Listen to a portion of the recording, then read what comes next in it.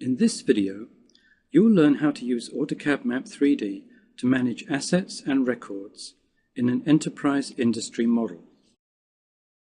To connect to an enterprise industry model, you use the Maintenance workspace. Click Open Project to log into Oracle and select the project that you want to use.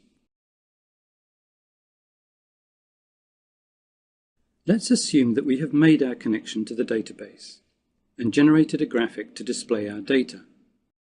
Now, suppose that your task is to manage the replacement of water pipes in these two streets. You also want to notify the residents in this area of the pending construction work. First, let's run a network trace to find all the pipes and house connectors that will be included in this project.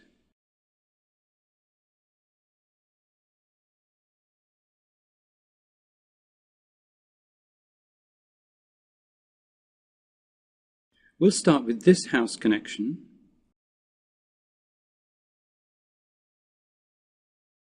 and stop at the last pipe on this street and the last pipe on this street.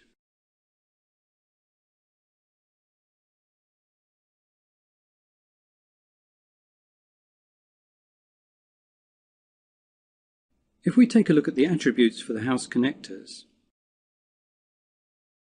we can see that there are 10 records. Here on the Details tab, we can find the name of the house owner. If we then go to the Related Tables tab, here we can get the full address of each house owner.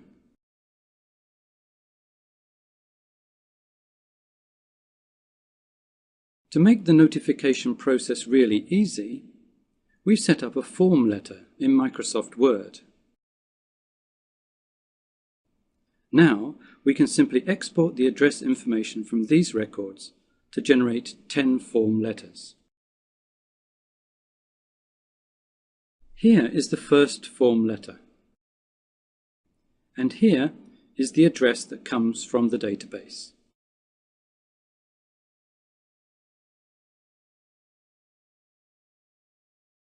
Let's look now at the process of acquiring new assets. We'll digitize a new hydrant and use a reference record to populate some of the attributes. Notice here that you have the option to use the last reference.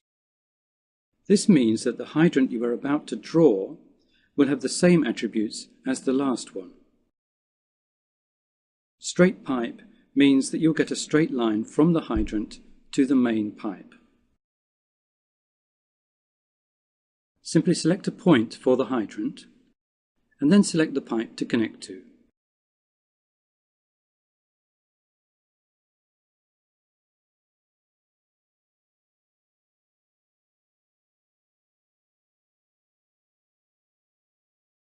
Press Escape to finish and view the attributes for the hydrant and the pipe.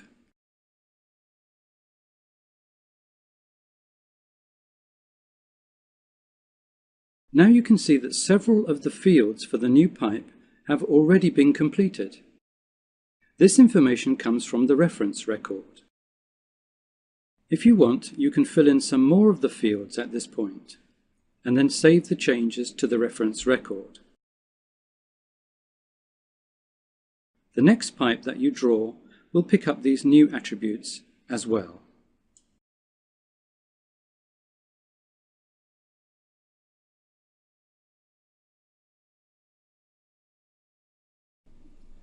In this video, you will learn how to work with an industry model stored in a drawing template file.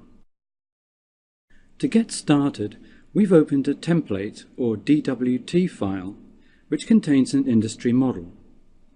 Here, in the Display Manager, you can see some of the pre-configured layers in this model. Note also the Industry Model Tools tab on the ribbon. This tab only appears when you open a template containing an industry model. This template file also contains base map layers that will show us where to draft new features. Let's turn on the land use layer and then zoom in.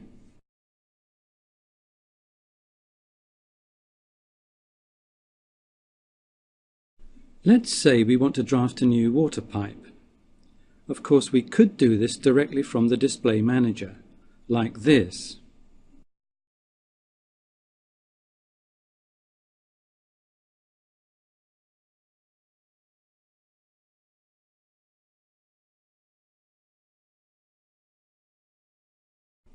We can view the attributes of the new feature in the data table. So far, there is nothing new here. However, the data model allows you to view and enter additional information about the new feature in a form.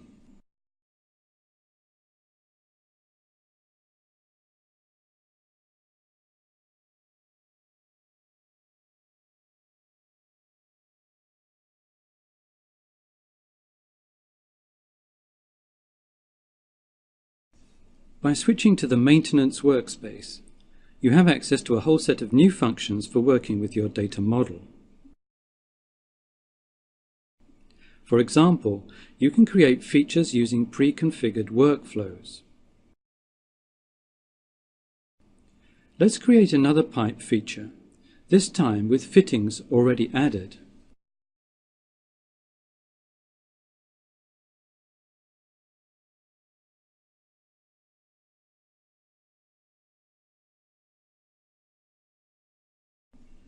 Now that we have two pipes drafted and connected, we have a basic network. So let's run a network trace and see the results.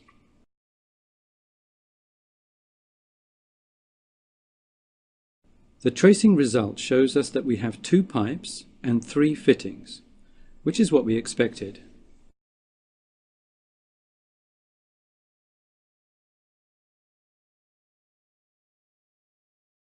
If we zoom in, we can see that the template has automatically dimensioned the pipes. If you want to generate a more detailed report for selected features, you can do that as well. Just select the layer and then run one of the pre-configured reports.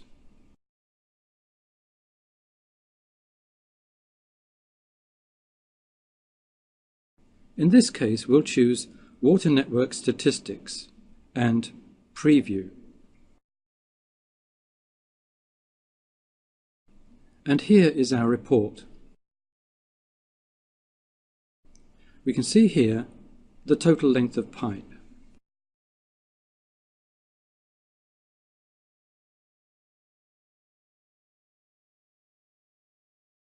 An industry model can contain different types of topology, for example, point, network, and area. It can also check to ensure that the topology is complete. To see this in action, let's open another drawing which contains an area topology. To check the topology, simply select it in the Explorer and then run the topology checker. If any errors are found, they appear here, and it is easy to find them and to fix them.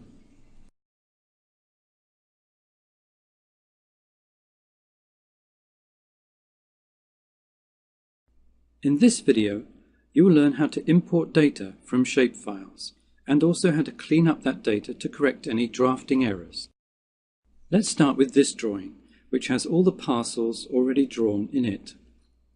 Let's say that now you want to show your roads in this map, and that the road data is stored in a set of shapefiles. It's a good idea to set up your layers in advance. Here in the Layer Properties Manager, you can see the layers that have already been created for the road data that we'll be importing. Each shapefile contains a single feature class, which means a single road type. So we've created one layer for each of those road types.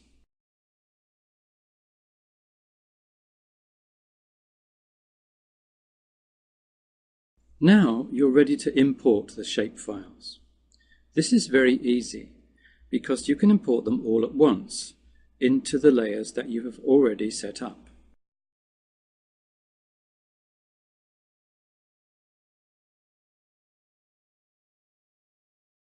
You could create new layers for the road data here, but if you do this in advance, you can set the colors and line styles for the different road types so that they appear already styled when the data is imported. You can preserve the attribute data associated with the imported roads by storing it as object data. You will see how to view the object data shortly.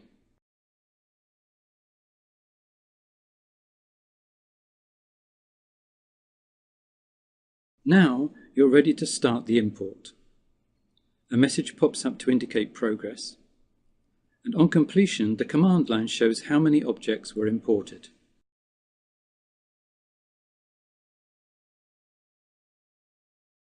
You can view the attributes associated with any of the roads by editing its object data.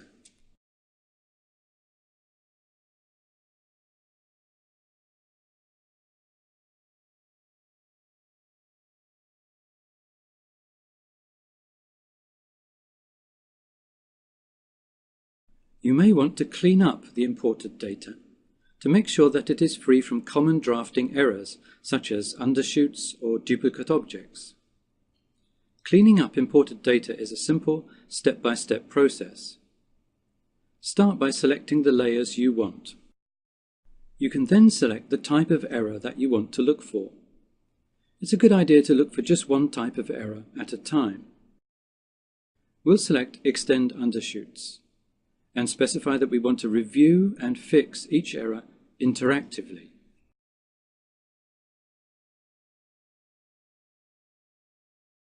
Then, when you start the cleanup process, you'll see a list of errors of this type. You can then step through the errors one by one and fix them.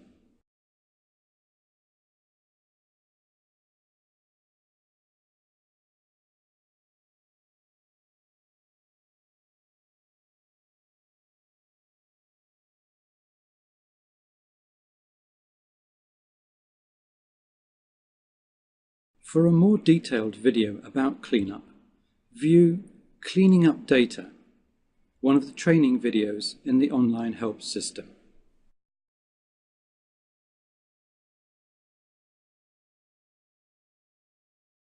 In this video, I'll show you how to attach drawing files to the current drawing, and then show you how to query those drawings to bring in the data you want. You can start with a blank drawing, a template that already has standards such as layers and styles defined in it, or a base map drawing such as this one, which contains a grid. This drawing shows the city limits of the area we'll be working with, but otherwise doesn't contain any data. You can assign a coordinate system if you need to. In this case, the drawing has a coordinate system already assigned to it. You can verify this easily. Here you can see the assigned coordinate system. If you need to change it, you can select another coordinate system from the extensive library.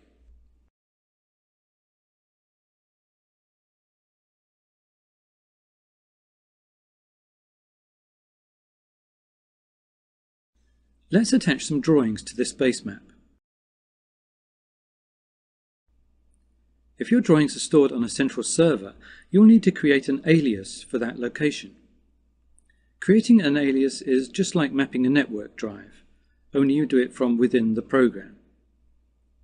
We've already set up an alias, so we can just select it to see the list of available drawings.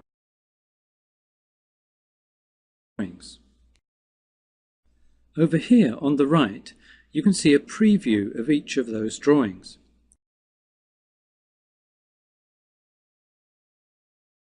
You can attach any or all of the drawings.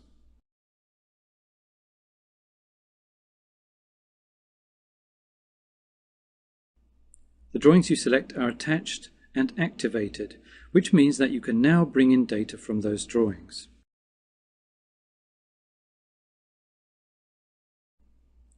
And now you can see those drawings here in the Map Explorer.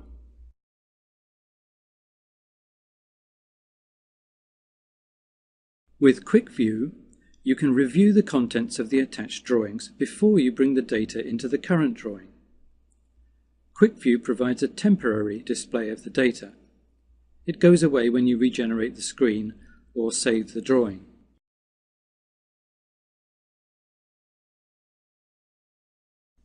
When you are ready to bring in your data, you can define a query. The query specifies which data you want. You can specify that you want certain properties. For example, here we are selecting a set of layers.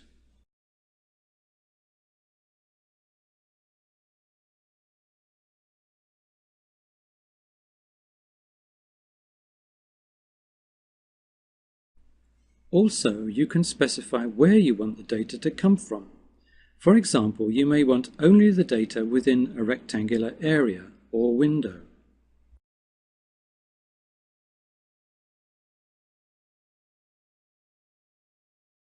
You can execute the query in preview mode to verify that you are getting what you expect. When you are ready to start editing the data, you can execute the query in draw mode.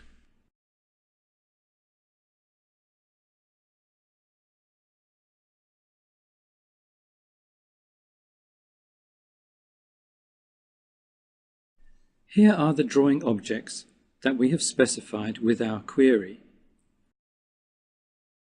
All the parcels in the rectangular area and all of the electrical system.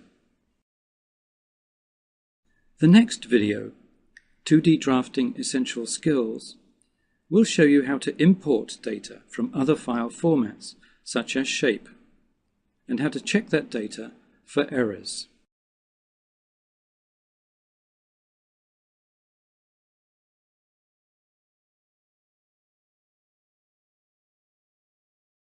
In this video, you will learn how to use the Data Connect dialog to bring data of different types into your map without importing or transforming that data into another format. Begin your map by assigning a coordinate system. Let's assume that you know the coordinate system of the data that you want to use. First, narrow down the options by selecting the appropriate geographical area.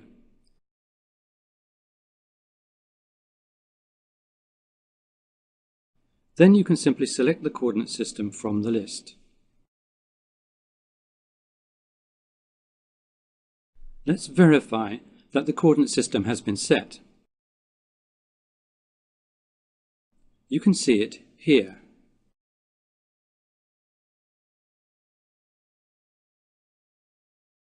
Often, you'll want to use a photograph or set of photographs in the background of your map. So let's connect to a photograph and display it first. In Data Connect, you can make a connection to a single raster image or to a folder of images. We'll connect to a folder containing images in Mr. SID format.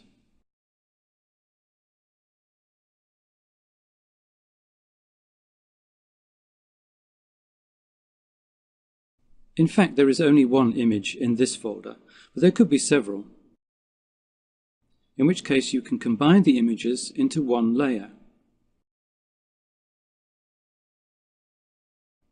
The new layer for the photograph appears in the Display Manager. Once you have your background image in place, you may want to add base layers such as parcels or zones. Let's add a couple of shape files. You can connect to a single file or to a folder of files. Let's connect to a folder.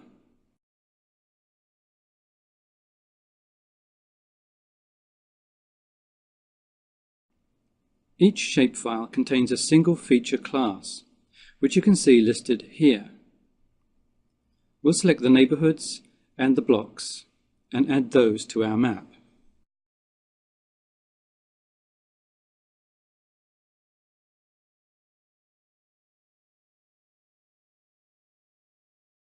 Later, you'll learn how to style these layers so that they don't cover up what is underneath. For now, we can just turn them off.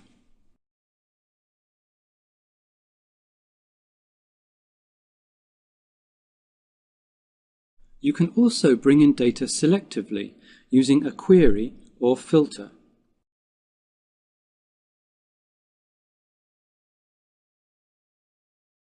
For example, let's say you want to see the route of freeway number 101 as it enters the city.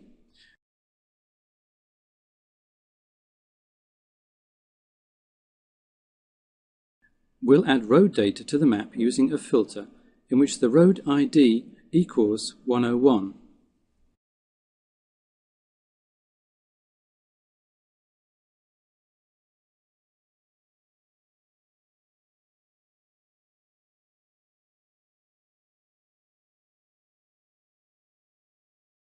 If we zoom the display, we can see that the freeway has been drawn.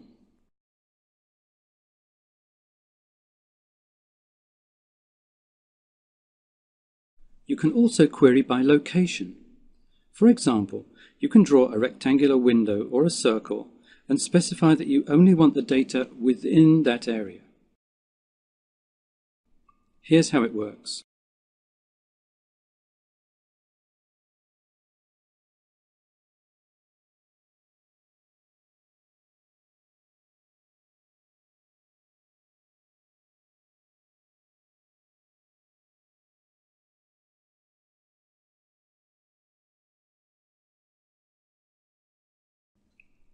The next video, Planning and Analysis Workspace Essential Skills, shows you how to style the layers that you have created so that the data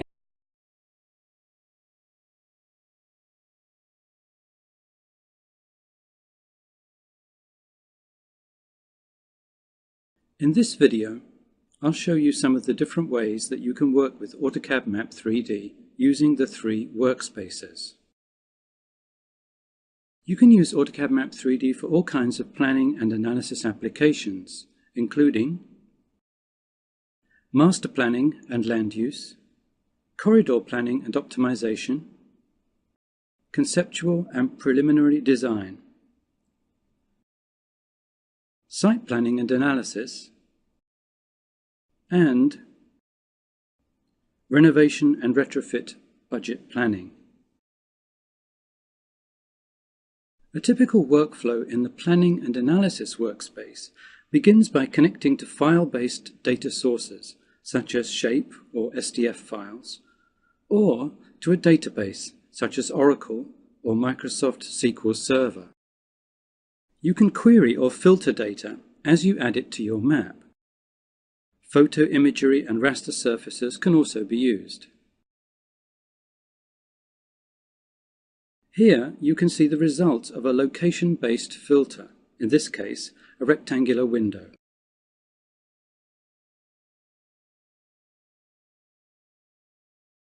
Once you have some data in your map, you can style it using solid colors, transparent fills, or any kind of hatch pattern. You can theme features according to their attributes, and you can label the features at the same time.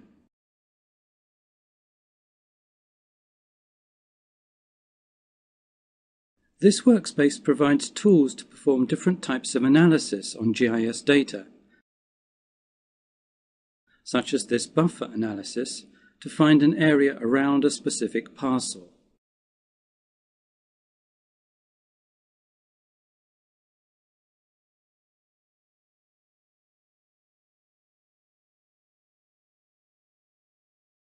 When you are ready to present or publish your data, you can use AutoCAD's powerful plotting capabilities to print your map, or you can publish to the Internet using Autodesk Infrastructure Map Server.